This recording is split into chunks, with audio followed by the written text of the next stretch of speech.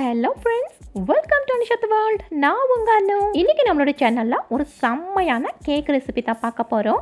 இந்த லாக்டவுனில் இது அட்டகாசமாக வீட்லேயே நீங்கள் ப்ரிப்பேர் பண்ணலாம். அந்த அளவுக்கு செம்ம டேஸ்டியான கேக் இது. இந்த கேக்கை நான் எப்படி என்னோட வெர்ஷனில் செஞ்சுருக்கேன் அப்படின்னு நீங்களும் வீட்டில் ட்ரை பண்ணி செஞ்சு பார்த்துட்டு உங்களுடைய கமெண்ட்ஸ் அண்ட் ஃபீட்பேக்கை கமெண்ட் செக்ஷனில் கொடுங்க. அதுக்கு முன்னாடி இன்னும் நம்மளோட சேனலை சப்ஸ்கிரைப் பண்ணாமல் நீங்கள் பார்த்துட்டு இருந்தீங்கன்னா ப்ளீஸ் சப்ஸ்கிரைப் பண்ணி வச்சுக்கோங்க. அப்போதான் இது போல் வித்தியாசமான ரெசிபிஸ் நான் அப்லோட் பண்ணுறப்போ உங்களுக்கு உடனுக்குடனேயே நோட்டிஃபிகேஷன்ஸில் காட்டும். அப்புறம் இதே போல் நிறைய கேக் ரெசிபிஸ் நாங்கள் அப்லோட் பண்ணியிருக்கோம். ஸோ அதையும் நீங்கள் பார்த்து தெரிஞ்சுக்கணுன்னா ப்ளீஸ் நம்மளுடைய சேனலில் இருக்கிற பிளேலிஸ்ட்டில் அதையும் செக் பண்ணி பார்த்து தெரிஞ்சுக்கோங்க. இப்போ வாங்க நாம் வீடியோக்குள்ளே போகலாம். இந்த கேக் செய்கிறதுக்கு ஒரு மிக்ஸி ஜாரில் 2 உடைச்ச முட்டைகளை ஊற்றிக்கலாம். அடுத்து இது கூட 1/4 கப்புக்கு கம்மியான ஆயில், 1/2 கப் பவுடர் சுகர் தான் இந்த கேக்குக்கு மெயின் ஹீரோவான இந்த பனானா. நீங்கள் எந்த வெரைட்டி பனானாவையும் நீங்கள் எடுத்துக்கலாம்.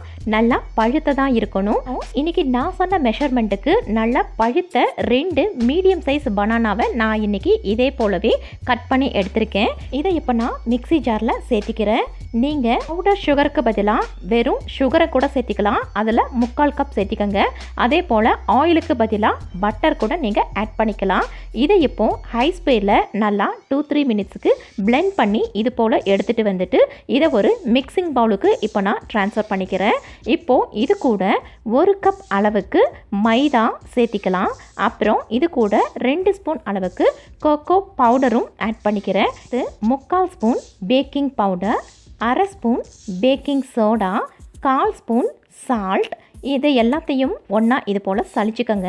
ஏன்னா கேக் செய்கிறப்போ ஒரு தடவை இப்படி சளிச்சுட்டு சேர்க்குறப்போ நம்மளுடைய கேக் ரொம்ப ஸ்மூத்தாக ஃபைனாக வரும். ஸோ இது போல் கிரிப்பிகள் இருந்தாலும் அதை நாம் ரிமூவ் பண்ணிடலாம். இதை இப்போது கட் அண்ட் ஃபோல்ட் மெத்தடில் சேம் இப்போ நான் வீடியோவில் காட்டுறது போல் இதே போலவே தான் நீங்கள் கேக் மேக் பண்ணுறதுக்கு ரெடி பண்ணணும்.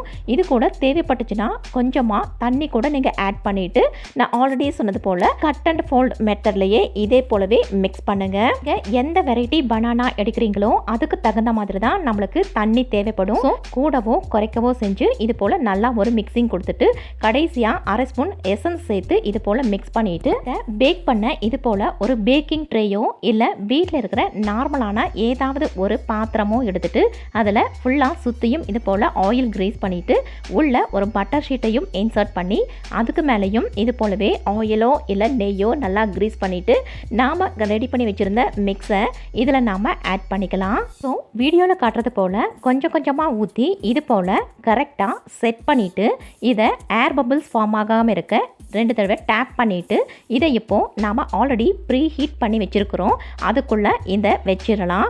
இது இப்போது கரெக்டாக ஒரு 40 மினிட்ஸ் நல்லாவே பேக் ஆகணும். ஸோ கரெக்டாக 40 மினிட்ஸ்க்கு அப்புறம் இதை நாம் ஓப்பன் பண்ணி இது போல் ஒரு ஸ்ட்ரீக் வெளில விட்டு பார்த்தீங்கன்னா ஒட்டாமல் வந்துச்சுன்னா நம்மளுடைய கேக் சூப்பராக ரெடி ஆகிருக்கு. இதை இப்போது நல்லா ஆற வச்சுட்டு ஓரங்களில் இது போல் நல்லா ஃப்ரீ பண்ணி விட்டுட்டு இதை இப்போது தலைகீழாக திருப்பி 2 தடவை நல்லா டேப் பண்ணிவிட்டு ரிலாக்ஸ்டாக இது போல் எடுத்துட்டு அதுக்கப்புறம் மேலே இருக்கிற பட்டர் ஷீட்டையும் இது போல் மெதுவாக ரிமூவ் பண்ணிவிட்டு இப்போது இதை நாம் திருப்பி போட்டோம்னா அவ்வளோதான், நம்மளுக்கு பர்ஃபெக்டான ஒரு சாக்கோ பனானா கேக் ரெடி.